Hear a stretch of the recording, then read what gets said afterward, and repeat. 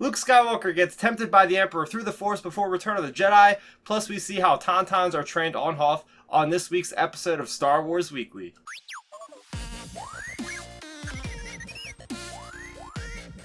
Hello fellow Star Wars fans and welcome to the channel. Every week I do my best to break down the latest in Star Wars continuity. That can include the comics, novels, TV series, and more. This week we have two comics to talk about. The first one from Marvel, we have Age of Rebellion, Luke Skywalker, issue number 1. I also picked up the variant cover. Look how awesome that is.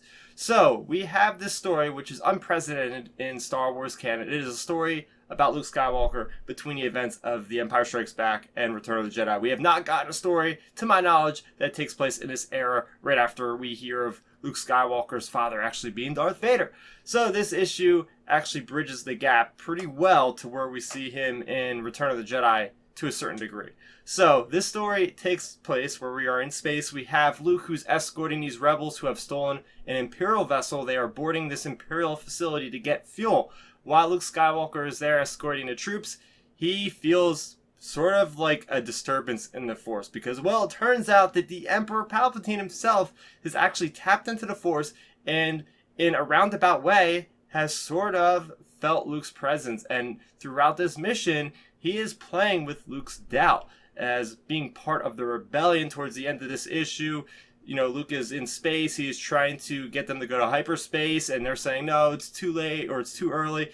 And he's saying, no, you got to do that. And Emperor's basically just pulling Luke's strings in a way, not directly, but it gets to the point where Luke even has a vision about the future, and he ends up making a decision to stay with the rebels after fighting his insecurities and even at one point trying to even kill one of the rebels, it looks like. So a lot happens in this issue, and that's why I really enjoy it. So just breaking it down even further, we have, first off, I like seeing the KX Enforcer droids aboard this Imperial vessel. It's nice to see like the droids of the Imperials. You know, they're not battle droids from the Trade Federation. There's these big hulking guys like a K2S. So plus we see Luke kicking some serious butt with his green lightsaber nonetheless. So we still haven't gotten that story about how he actually made his green lightsaber. So that to me is interesting.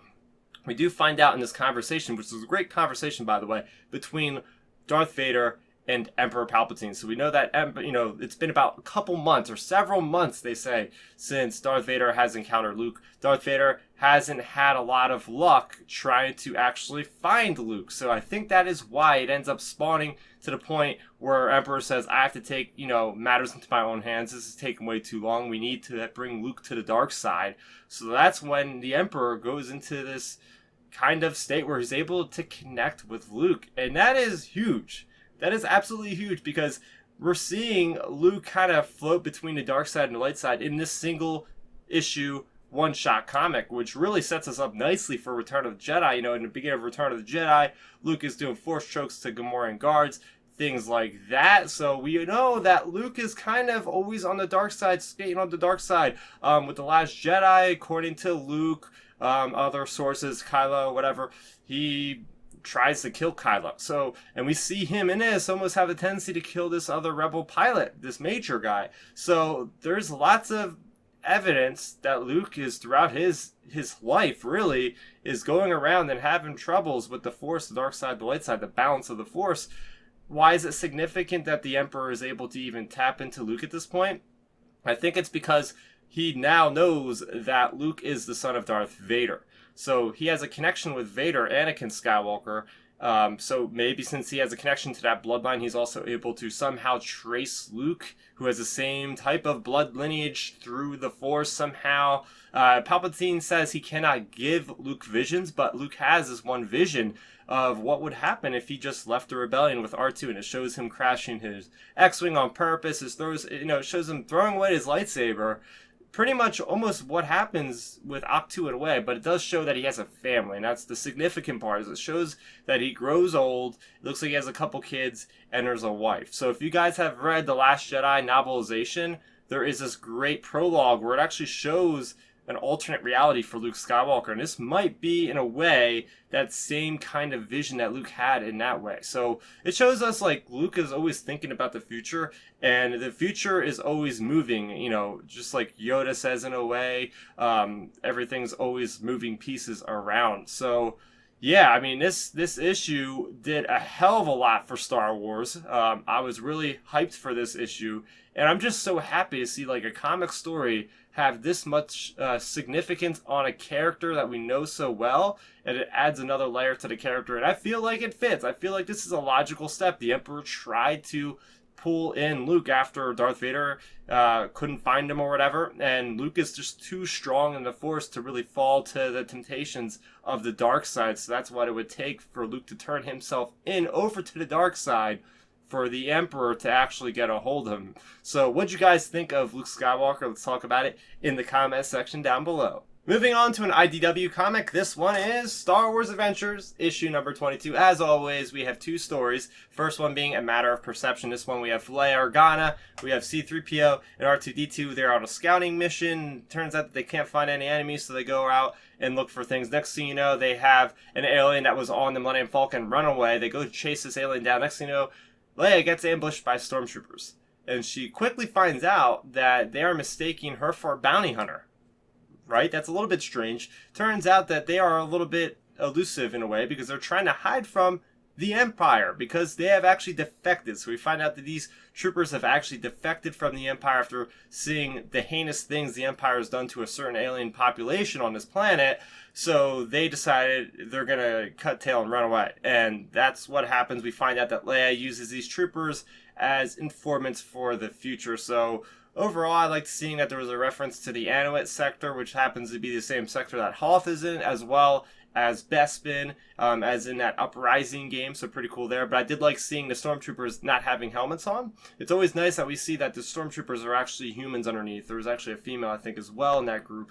So overall, it's nice to see that we're getting a lot of these stories, especially with Alphabet Squadron coming out. A lot of these stories are focusing on Imperials being humans, having a response to what is right and what is wrong. They're just not black and white. They can actually make decisions for themselves. So I thought this was actually a pretty good story. The next story is called A Tauntaun Tale. And this story is pretty cool. It's about a Tauntaun that has a really long tail, doesn't fit in with all his mates, and it's doing stuff wrong, and it's almost getting killed. It's then found by this rebel trooper on Hoth right before the Battle of Hoth. This trooper takes a liking to this Tauntaun, a little goofy Tauntaun, but he ends up training this Tauntaun to actually affect or behave effectively and be able to have agility and dexterity, and trains this Tauntaun to be really effective. And even comes the Battle of Hoth, this Tauntaun is able to knock out quite a few snowtroopers and save the day. It is then told that the Tauntaun goes on more adventures with the rebels. So I thought that was a pretty cool detail because I actually play Star Wars Legion, and I'm actually looking to painting these Tauntauns. I didn't know if I could paint them white because I don't know if they match on Desert Terrain. But now I know that they can exist elsewhere besides Hoth, so it's really cool for me to know. But I like seeing the train of the Tauntauns. Pretty cool. One of those details that, we didn't really need to know, but it is fun nonetheless to see that there are certain people's jobs on Hoth that is to just train the Tauntauns. This one comes to me on Twitter from Robin McCormick. He asked me, will the GOT director's Star Wars trilogy of films be family friendly, or will it be R for mature audiences only? Great question, as always. So this is a very interesting question because we know David Benioff and D.B. Weiss, the showrunners for Game of Thrones. That show is one of the most mature shows on television from both like a sexual standpoint as well as gore, as well as just intense violence. It's got all those boxes checked off. So we know with Star Wars, very family friendly. The highest rated one for is basically PG-13, as they all are now. That's the thing. I think with the movies, they are going to always make them at the very most a PG-13 experience, because when they're in the movies, they want as many people experiencing these as possible. I think what's going to happen is you're going to have more of the mature stuff on the TV series because it's small screen. People can control that more in a way, I guess. But I think that's what we're going to see is like The Mandalorian. I've seen a little bit of it already. Definitely seems to be aimed at an older audience. There's a lot more violence. It seems like in that one, it's going to be more brutal. Looking at the trailer when the guy gets the helmet smashed in two with the Stormtrooper, that looks pretty crazy, pretty cool.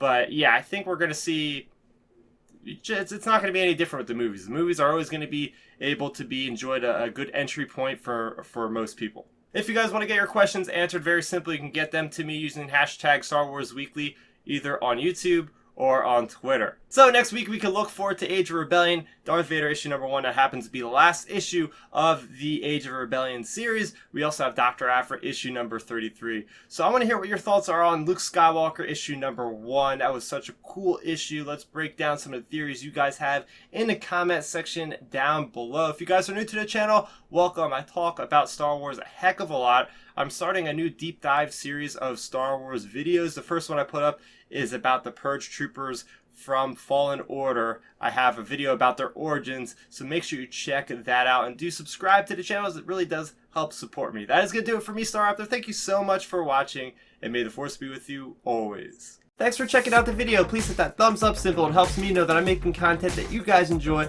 And if you enjoyed this video, I also include 2 videos down below you guys should check out. And please consider subscribing to this channel. It helps support me, and it notifies you guys of when I get new videos up on the channel. You can also contact me on Twitter, Facebook, and Instagram at Starrapter.